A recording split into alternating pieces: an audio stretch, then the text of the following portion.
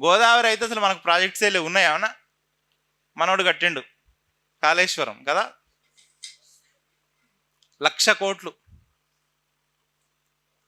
ఏం చేస్తుంది అది? ముందు చేపలు పెంచుకోవడానికి తప్ప దేనికి పనికిరాదు, డౌటే లేదు అందులో. మాట్లాడవచ్చు దాని గురించి కూడా తర్వాత. మీరు ధవళేశ్వరం బ్యారేజ్ ఎప్పుడైనా చూసినరా? వాటర్ ఫుల్గా ఉంటుందండి అక్కడ.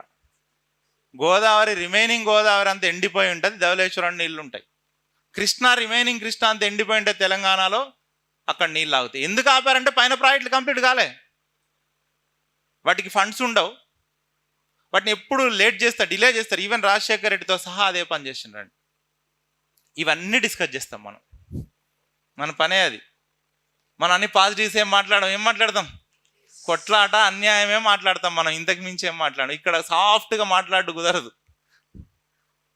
రూలర్ ఎవరు వచ్చినా ఆంధ్రాకి ఫేవర్ చేస్తారండి.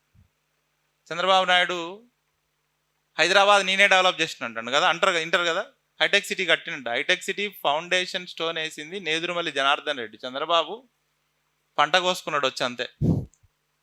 హైటెక్ సిటీ స్టార్ట్ చేసింది చంద్రబాబు కాదు, ఆయనకు ముందు గవర్నమెంట్లో. ఆయన గవర్నమెంట్ ఆటోమేటిక్గా వచ్చింది, ఐటీ వచ్చింది ఆటోమేటిక్. ఎవడున్నా లేకపోయినా హైదరాబాద్ని ఎవడు ఆపడండి.